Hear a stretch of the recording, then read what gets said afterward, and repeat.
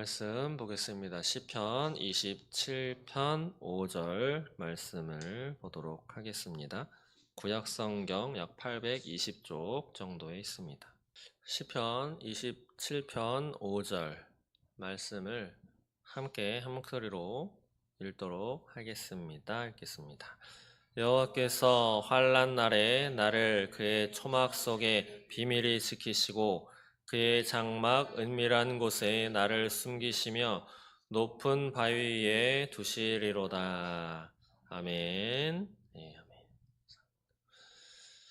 네, 오늘 부흥의 발자취 유럽편 세 번째 시간입니다. 지난 시간까지는 체코를 둘러봤다면 오늘은 독일을 찾아가 보도록 하겠습니다. 헤르누트, 제가 부흥의 발자취를 하면서 한두 번 좀 말씀드렸던 장소입니다. 헤르누트 그 백작 이름 기억하시나요? 진젠도르프라고 하는 그분이 신앙생활을 했었던 또 저 공동체를 이끌었던 장소도 한번 가보고 하면서 정말 어떤지 한번 살펴보는 시간을 가졌으면 좋겠습니다. 오늘 본문 말씀을 잠깐 보시면 27편 5절 여호와께서 환난 날에 나를 그의 초막 속에 비밀히 지키시고 그의 장막 은밀한 곳에 나를 숨기시며 높은 바위 위에 두시리로다. 혹시 2025년도를 살아가고 있는데 2030년, 2035년, 2040년 도가 됐을 때 다 살아 계실 것입니다. 그때에 지금보다는 훨씬 평안하고 예배드리기 쉽고 우리 자녀들이 신앙을 유지하기 좋고 예수를 전하기 좋고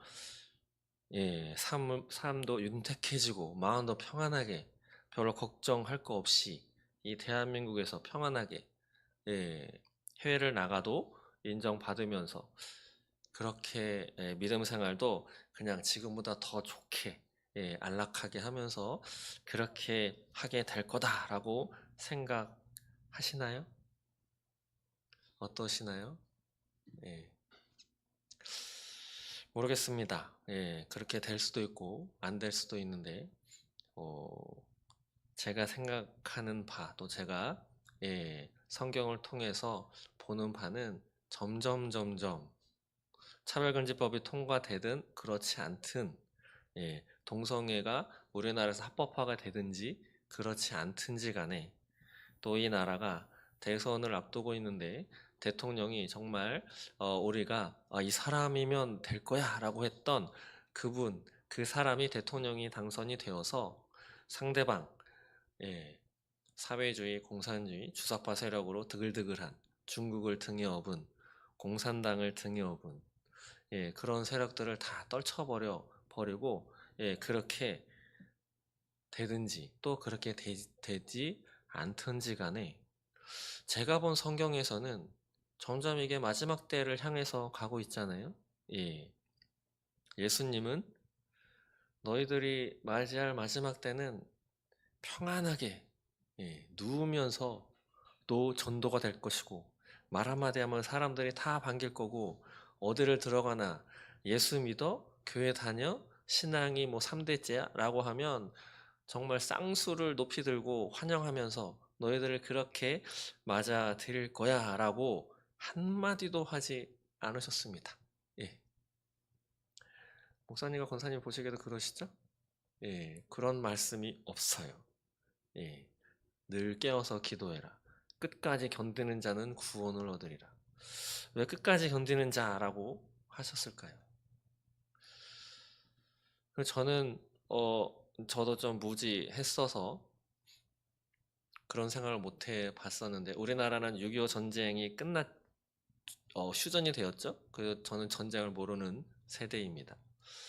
그 전쟁이 일어날 거라고 생각하지도 않고 있었고 그뿐 아니라 성경은 누누이 영적인 전쟁터다라고 구약에서부터 신약에도 그렇게 말씀을 해 오셨는데 그것은 소위 아마겟돈 전쟁이 일어나야 또 곡과 마곡의 전쟁이라고 하는 것이 일어나야 또 3차 대전이라고 하는 신문이나 뉴스를 보시면 검색해 보셨으면 아실 테지만 지금 인도에서 3차 대전이 일어날 수도 있다. 뭐 이런 뉴스도 간간이 들리고 있습니다.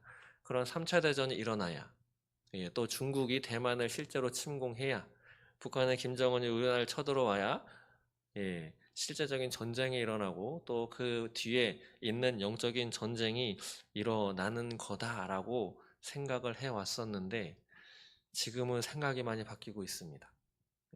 하나님이 태초에 천지를 창조하시고 선악과까지 다 해 놓으셨는데 아담과 하와가 뱀의 유혹에 또 자신들의 욕심에 선악과를 선택한 이후부터 지금까지 이 지구상을 비롯한 뭐 우주는 볼 것도 없죠. 우주는 이 지구상에서는 그때부터 지금까지 영적인 전쟁뿐 아니라 우리가 실제로 살아가는 데 있어서 전쟁은 끊이지 않고 지금도 전쟁 중이다라고 이런 생각이 점점점 들고 있습니다. 여러분들은 어떻게 생각하시나요? 그래서 지금 우리나라 상황을 많은 사람들이 또 제가 한번 보여드렸었던 그분은 국정원에서 15년 전서부터 교수로도 재직하시면서 국정원 그 요원들을 교육하신 뭐 그런 분이신데 15년 훨씬 전서부터 이 나라의 체제 전쟁, 자유민주주의와 공산주의 이런 세력들에 대해서 전쟁이 지금도 진행 중이고 간첩들이 서로 간에 드글드글한 그러한 상태다라고 계속 해와 오셨던 그런 분을 보여드렸습니다. 그런 것처럼 지금까지 계속 앞으로도 계속 그런 전쟁은 예수님이 오실 때까지 특히 3차 대전이 아니더라도 그런 전쟁터에서 우리는 살아가고 있는 것이 아닌가라는 생각을 저는 점점 갖고 또 갖게 돼가고 있습니다. 그럼에도 늘 깨어서 기도하지 못하는 목사임에도 불구하고 때가 돼야 기도하고 기도하다가 참에 빠지고 하는 저의 모습에 저도 실망을 하고 좀 더 잘해봐야지. 아침에 어, 마음 먹음은 저녁이 되면 또 흐트러지는 이런 것을 또 보면서 돌아보고 또 다짐하고 뭐 이렇게 지내고 있는데 오늘 본문 말씀으로 잡은 27편 5절 말씀을 얼마 가지 않아서 우리가 하나님 앞에 고백해야만 하는, 하나님 앞에 기도해야만 하는 그런 말씀이 되지 않을까 싶은 마음입니다. 여호와께서 환난 날에 나를 그의 초막 속에 비밀히 지키시고 그의 장막 은밀한 곳에 나를 숨기시며 높은 바위 위에 두시리로다. 다인만 이런 고백의 기도를 한 것이 아니고 오늘을 살아가는 또 내일을 살아갈 또 2040년대를 살아갈 저와 또 우리의 자녀분들 또 여러분들의 자녀분들이 이런 기도를 해야 할 때가 오지는 않을까라는 생각을 참 많이 하게 됩니다. 평안한 날보다는 환난 날이 올 것 같고 또 남들 앞에 떳떳하게 나 교회 다녀, 나 예수 믿어, 나 어제 교회 갔다 왔어. 이런 이야기를 하는 것이 나 목사야. 라고 나 장로야, 나 권사야, 나 사모야 라고 떳떳하게 밝히면서 식당에 들어갈 수 있는 우리는 한번 경험했습니다. 코로나 덕에 교회 문을 스스로 걸어 잠그고 대다수의 교회가 그랬는데 제가 얼마 전에 알게 됐던 어느 교회는 그 코로나 시절 주사도 맞지 않고 또 모든 사람들을 계속 불러서 예배를 드렸답니다.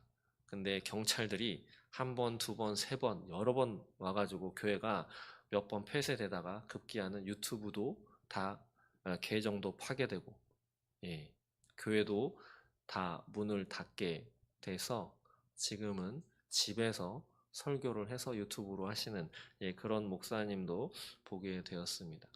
무엇이 정말 옳은 선택이었는지 코로나 시절에는 당연히 나라가 코로나를 막기 위한 그 정책을 펼침에 교회는 당연히 거기에 순응을 해줘야 돼. 또 거기에 대한 말씀을 하나님이 권세자들에게 복종하라고 하지 않았느냐라고 그런 말씀을 다 거기에 적용하면서 많은 교회들이 나라의 그 지침에 따르게 되었습니다. 제가 있었던 교회도 그렇게 했었습니다. 경찰이 한 두세 번 왔었습니다. 그런 시절 우리는 겪었었는데 앞으로 그런 상황이 또 오지 않으리라는 법은 없습니다. 그런 때가 더 온다면 전염병이 아니라 전쟁, 또 다른 어떠한 나라의 정책적인 세계가 하나가 되어서 돌아가기 때문에 하나의 정책으로 인해서 나라의 정책이 입안이 돼서 시행이 됐을 때는 지난 코로나 시절에 정부가 우리를 통제했던 기억하시죠? 초반에 어떤 사람이 코로나 걸렸어. 확진자가 됐는데 그 확진자가 거쳐왔었던 경로에 한 번이라도 교찬했었던 많은 사람들의 휴대폰에 문자가 실시간으로 띠링띠링띠링 와서 당신은 누구누구 확진자와 노선이 겹치니 보건소에 가서 코로나 검진을 해보시기 바랍니다. 개인정보인데 그걸 어떻게 파악을 했을까요? 기본적으로 영장이 청구되고 영장이 발부되어야 우리 개인들의 그런 휴대폰이 이동되는 경로와 그런 것들을 알 수 있는 것인데 그 누구도 그것에 동의한 적이 없는데 알아서 나라에서 다 알려줘서 그렇게 한 경험을 우리는 기억하고 있습니다. 앞으로 또다시 한번 그런 전염병이라든가 그런 정책이 펼쳐지면 한번 경험했던 매뉴얼이 있기 때문에 한 차원, 두 차원, 세 차원 높은 그러한 통제 수단과 그런 방법이, 그런 매뉴얼이 이 나라에 운행되게 될 것입니다. 그렇다고 하면 그런 어려움을 겪었을 때 우리의 삶과 또 무엇보다 신앙생활, 교회 모이는 것, 그때도 우리 교회가 타겟이 되었었죠. 그때 어떻게 신앙을 지키고 예배를 지키고 그때도 교회 문을 닫자. 분명히 그런 목소리와 신학적인 뒷받침이 더 철저하게, 더 완고하게 근거를 가지고 모든 언론을 다 도배를 할 때가 올 것입니다. 그때에 우리는 어떠한 선택을 하고 어떠한 각오로 또 신앙을 지켜나갈 것인지. 우리는 많이 또 비판하고 욕도 하고 그러는 것이 하나가 있는데 바로 신사 참배죠. 제가 알기로 장로교가 통합이니 합동이니 뭐 이렇게 나누어지고 갈라지게 된 까닭도 일제시대 그때에 했었던 신사 참배, 신사 참배를 했던 분들 또 하지 않았던 분들 또 했던 분들 가운데 나라가 해방되고 교회에서 이것을 회개해야 된다 또 회개 안 해도 된다 뭐 이러한 것들로 인해서 다 파가 갈라지고 교단이 막 나누어진 그렇게 알고 있습니다. 앞으로 우리가 맞이하게 될 그러한 세상이 오지 않으면 참 좋겠지만 만약에 온다면 여러분들은 어떻게 선택을 하시겠습니까? 사실 이 앞에서 이런 말씀을 드리는 저도 사실 자신은 없습니다. 교회가 폐쇄되는 것을 각오하고서라도 예배를 할 수 있을 것인지 아니면 그냥 또 순응하고 그것이 맞아. 사람들의 욕을 당하는 것보다 지금은 잠시 순응하고 얌전하게 있는 것이 교회를 지키는 것이야 라고 하는 또 그러한 입장을 취하면서 나아가게 될지는 사실 잘 모르겠습니다. 다만 지금 준비할 나름이고 그때의 올바른 선택을 하도록 그렇게 기도할 뿐입니다.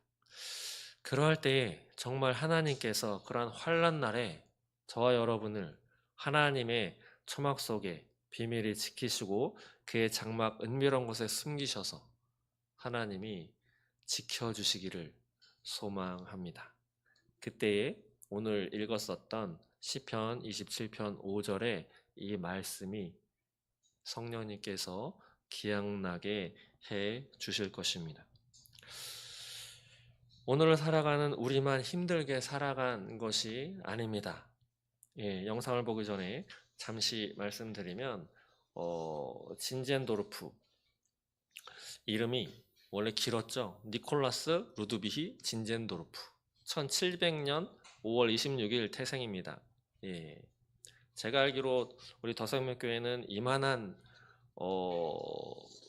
가문의 그런 것을 갖고 태어나신 분은 없는 걸로 아는데 이분은 귀족의 아들입니다. 귀족. 1700년대 귀족이다. 그러면 소위 놀고 먹을 수 있는 그런 위치에 있는 사람이죠. 근데 이 집안은 개신교 신앙 때문에 망명한 남부 오스트리아 귀족 집안이었습니다. 예. 미국이 신앙의 자유를 찾아서 넘어갔었던 그런 사람들처럼 개신교 신앙 때문에. 근데 이 진젠도르프도 좀 불우한 성장 과정을 겪었습니다. 태어난 지 6주 만에 아버지가 돌아가시고 4살 때 그의 어머니가 재혼했습니다. 근데 다행히 그의 할머니가 신앙이 되게 깊었었다라고 말씀드렸죠. 그 할머니 성함이 헬리테였었는데 그 할머니 좌우명이 이것입니다. 기도하고 믿고 조용히 기다리라. 하나님께서 손짓하실 때 십자가도 고된 일도 기피하지 말라. 다시 한번 읽어드릴까요? 기도하고 믿고 조용히 기다리라. 하나님께서 손짓하실 때 십자가도 고된 일도 기피하지 말라. 네, 이것을 진젠도르프도 마음속에 되새기면서 이렇게 살아갔다고 고백하고 있습니다. 그는 나의 원리들은 할머니에게서 다 얻었다라고 이렇게 이야기를 합니다. 참 누구를 만나는가가 정말 소중한 인생으로 나아가느냐 아니면 한 방에 나락으로 떨어지느냐. 사람은 만남의 인연이 참 중요합니다. 근데 만남의 인연은 우리 마음대로 할 수 있는 것이 하나도 없죠. 예. 하나님께서 해주셔야 되는 것입니다. 근데 일기장에 이렇게 썼습니다. 나에게는 단 한 가지 열망밖에 없다. 그것은 예수님 오직 그분뿐이다. 이런 진젠도르프 굳건한 신앙을 가지고 성장을 해서 하나님 앞에 모든 것을 내어 맡겼는데 말하자면 이단 시비까지 걸리면서도 이러한 경건한 신앙 공동체를 조직하고 또 피난민들을 많이 이렇게 받아들이고 옹호하면서 욕도 많이 먹었던 그런 사람입니다.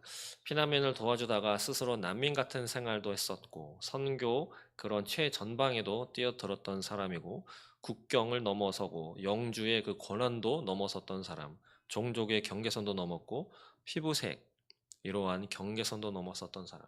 자신은 백작 출신이면서 귀족이었는데도 그러한 고상함을 지키기보다는 하나님, 예수님 이름 때문에 그것을 다 버리면서 살았던 그런 사람인데도 많은 시련을 또한 겪었습니다. 20여 년을 떠돌아 다녀야 했었고 그가 돌봤던 헤르누트 공동체는 3차에 걸친 조사까지 받으면서 그때서야 비로소 인정을 받게 되었습니다. 이에 가정만 한번 살짝 말씀드리자면 1756년 첫 번째 부인, 첫 번째 부인이라 하면 이분도 재혼을 하게 됩니다. 첫 번째 부인 도로테아가 헤르누트에서 죽게 됩니다. 그 자녀를 12명을 낳았는데 8명은 어린 나이에 죽게 됩니다. 그리고 아들 4명이 남았죠. 아들 레나투스는 25살에 런던에서 또 죽게 됩니다. 꽃다운 나이에 다 죽게 되죠. 그래서 3명의 자녀 베니그나 아그네스 엘리자벳만 남게 되는 그래서 1757년 두 번째 부인과 결혼을 한 사람이 바로 이 진젠도르프입니다. 참 많은 고난과 가정에서도 자녀 한두 명도 아니고 12명 중에 11명을 잃어버린 그러한 사람이 바로 이 진젠도르프. 그럼에도 믿음을 저버리지 않고 신앙을 유지하면서 또 자신이 돌봤던 그 헤르누트 공동체에서 많은 사람들을 신앙의 길로 인도해서 자신이 데리고 있었던 수많은 사람들 중에 거의 또 상당수를 선교사로 자진해서 나갈 수 있을 만큼 그렇게 신앙으로 길렀었던 사람이 바로 이 진젠도르프입니다. 예, 영상을 잠깐 보시고 마무리 짓고 기도하도록 하겠습니다. 영상 보겠습니다.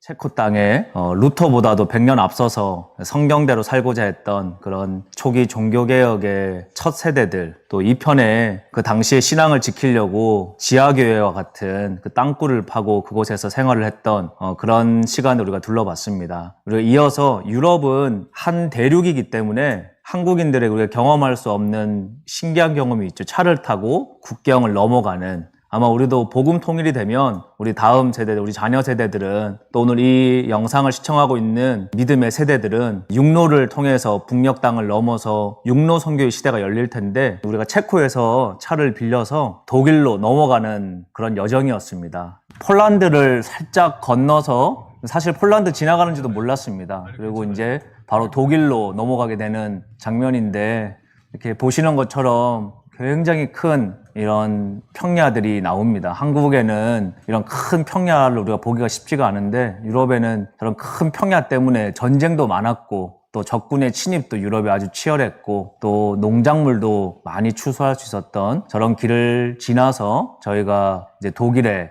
헤르누트라고 하는 마을로 들어가게 되었습니다.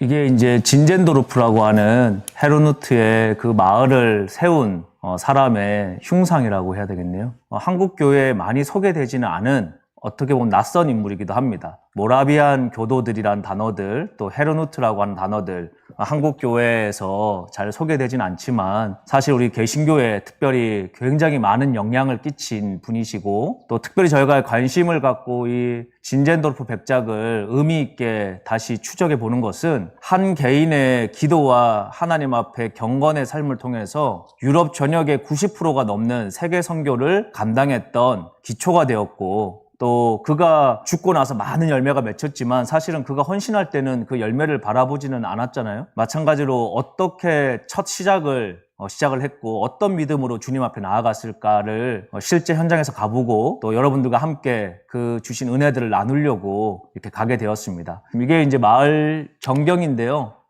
뭐 그때나 지금이나 달라진 게 전혀 없습니다. 유럽의 특징이 뭐 신도시 만들고 재개발하고 그런 동네가 아니기 때문에 당시에 진젠도르프 살던 집, 도서관, 교회, 마을 뭐 이게 그대로 다 보존이 되어져 있고, 외관상은 똑같고 실내만 이제 이렇게 현대식으로 전기 설치가 돼 있을 뿐이지, 그때 당시 진젠도르프가 살았던 저 헤르누트라고 하는 자그마한 한 500명 정도 당시에 진젠도르프 당시에 살았다 그러더라고요. 지금도 한 1000명 정도 마을에 산다고 합니다. 이게 그 마을에 이제 우리가 들어가면서 찍었던 사진이네요.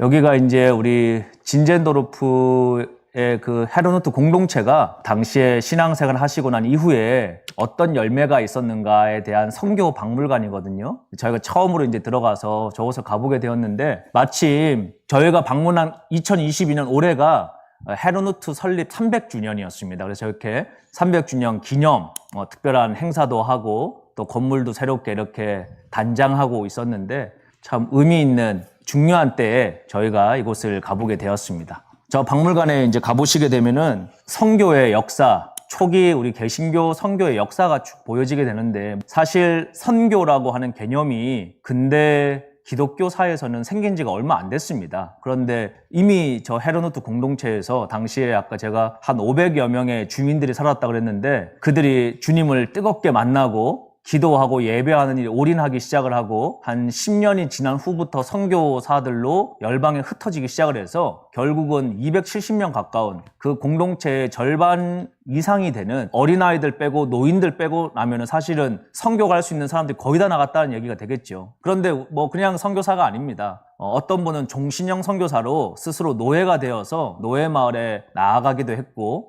정말 어떻게 이렇게까지 주님 앞에 헌신할 수 있었을까라고 싶을 만큼 그런 생명을 드리는 선교사들이 279명이 이 공동체에서 나오게 된 계기가 있고 그것들에 대한 유적이 그 기록들이 저 선교 박물관에 고스란히 전시되어져 있었습니다.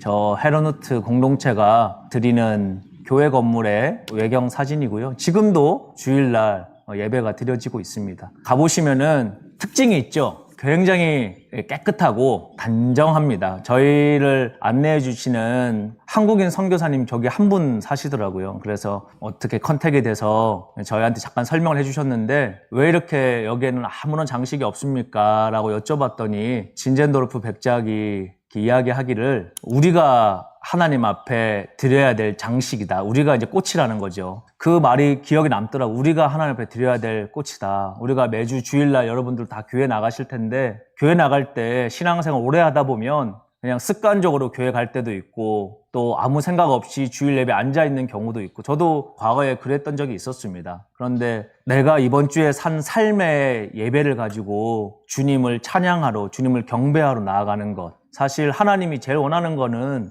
말씀 붙잡고 씨름하고 순종하며 살아왔던 그 한 주간의 삶을 가지고 주님 앞에 모여서 이렇게 나아갈 때 주님이 그 삶의 예배를 향기로 받으시지 않겠느냐. 진젠도르프는 그런 의미를 강조하기 위해서 의도적으로 교회를 저렇게 전혀 꾸미지 않고 단정하게 예배를 드렸다고 합니다. 아마 우리도 시사하는 바가 있는 것 같아요. 참 예쁘죠, 교회가. 예.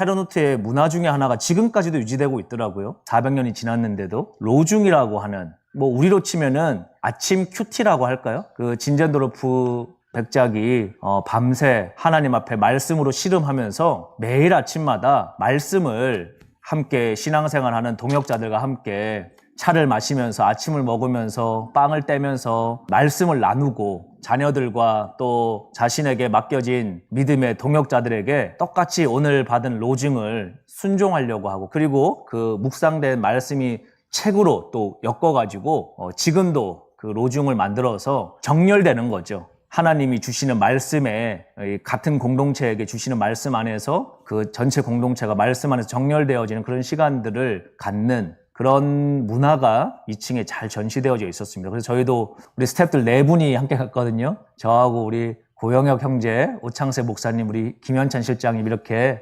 4사람이 이곳에 가서 2020년 7월 4일이네요. 네, 저렇게 글을 남기고 왔습니다. Brich in deiner Kirche an, dass die Welt es sehen kann, erbarm dich.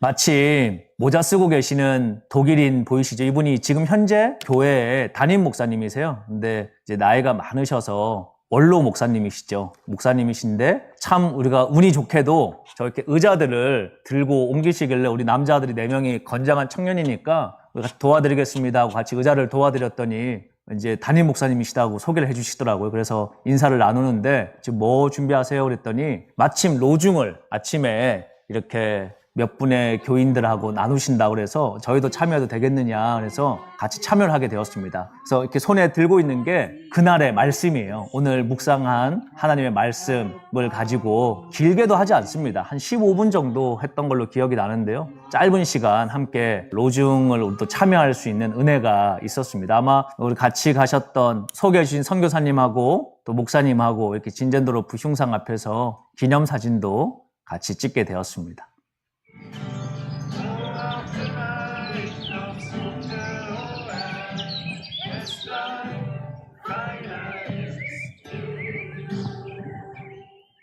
400년 전에 생명력 있는 신앙인들은 어떤 라이프 스타일을 살았을까? 그냥 우리가 예쁘다, 뭐 그냥 경치가 좋다 이런 거 보려고 한 게 아니잖아요. 이 마지막 때를 앞두고 한국에 신앙생활 하는 분들, 또 저와 우리 캄 선교의 많은 지체분들이 어떻게 하면 영적 생명력을 주님 앞에 끝까지 유지할 수 있을까? 믿음이 하루 만에 확 자라나질 않는 것 같아요. 우리가 뭐 하루 열심히 공부했다고 갑자기 성적이 팍 올라가지 않잖아요. 그것처럼 믿음도 매일매일의 신앙의 훈련을 통해서 6개월이 지나고 1년이 지나고 5년이 지나고 10년이 지나고 하면 한 텀 믿음이 성숙해지고 성장하고 하는데 그 하루가 쌓여서 1년이 되고 1년이 쌓여서 10년이 되는데 우리도 한번 점검을 해봐야 되죠. 지금 우리가 뭐 보고 싶은 거 다 보고 듣고 싶은 거 다 듣고 먹고 싶은 거 다 먹고 마지막 때를 외친다고 해서 정말 마지막 때가 왔을 때 끝까지 승리할 수 있겠느냐. 예수님께서는 마지막 때에 이기는 자가 되라는 거였습니다. 그냥 잘 어떻게 하다가 와라, 잘 생존해라. 그게 아니고 이기는 자가 되면은 면류관을 주신다고 그랬거든요. 누가 이기는 자가 되겠습니까? 준비된 사람들이 또 훈련된 사람들이 이기는 자가 되는 것이죠. 저는 저 독일의 헤르누트를 가서 저런 별거 아닌 것 같은 의자 모닥불이지만 저게 뭡니까? 일상생활에 하나님과 동행하고 예배하는 것이 그들에게는 매일매일의 라이프 스타일이 된 것이죠. 저도 우리 캄 공동체가 또 우리 스태프들하고 저의 앞으로의 10년이 전 세계 라이트하우스의 멤버들이 그런 라이프 스타일이 만들어졌으면 좋겠다라는 생각을 갖고 있고 또 고민은 어떻게 하면 복음의 생명력을 전 세계로 확산을 해서 함께 이 믿음의 경주를 승리할 수 있을까를 고민하고 있습니다. 아마 이 장면이 참 저는 너무 인상적이었고 우리 양평에도 이렇게 모닥불 펴놓고 로중과 같은 하나님의 말씀을 매일 먹고 나누는 그런 날이 오기를 또 기다리고 있습니다. 네.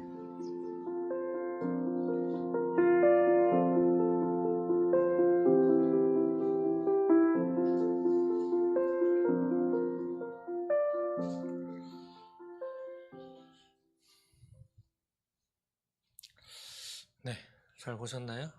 예.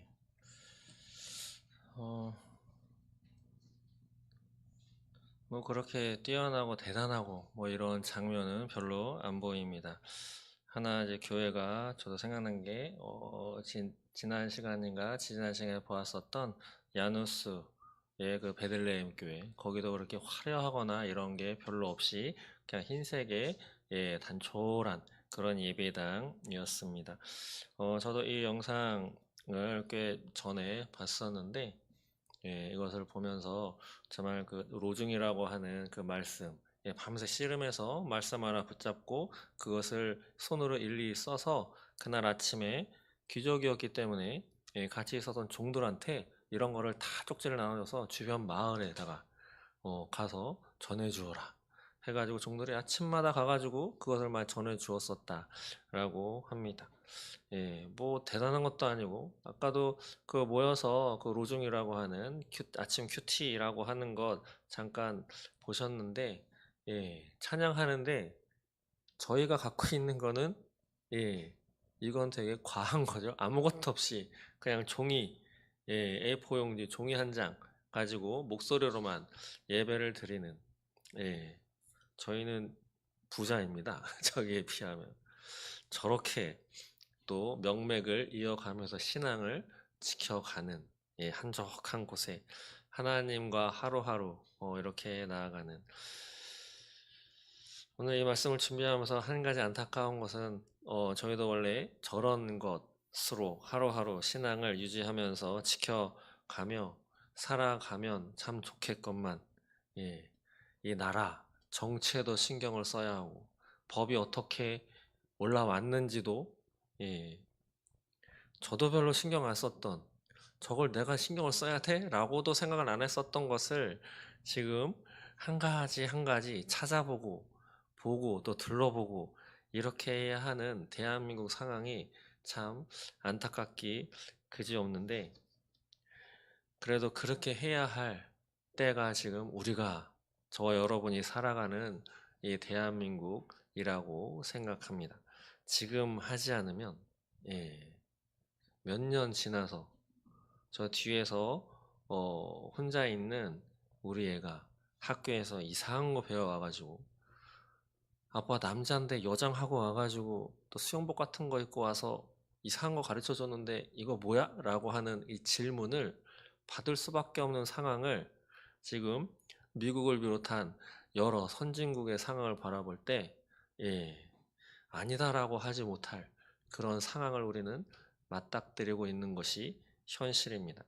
나 하나 신앙 지켜나가기도 어려운데, 나라가 어떻게 되어가는지도 신경 써야 하는 때를 우리는 살아가고 있다라고 하는 거죠. 그래서 저는 누가 뭐라고 했기 때문이기도 하지만, 예, 그래서 지금 우리는 전쟁에 참여하고 있는 것 아닌가라는 생각을 하고 있습니다. 말씀을 마치면서 헤르노트 공동체 500여 명이 넘는 가운데 270명 이상이 선교사로 그것도 자진해서 나갔다라고 하는 것. 왜 그렇겠습니까? 하나님 진짜 만났기 때문에 그런 것 아니겠습니까?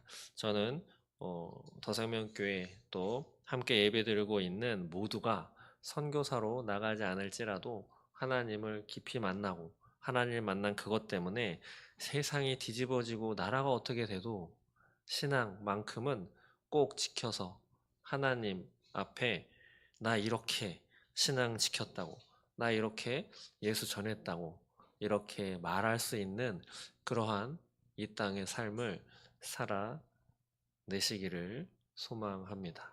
저도 그렇게 살아갈 수 있도록 기도해 주시기 바랍니다.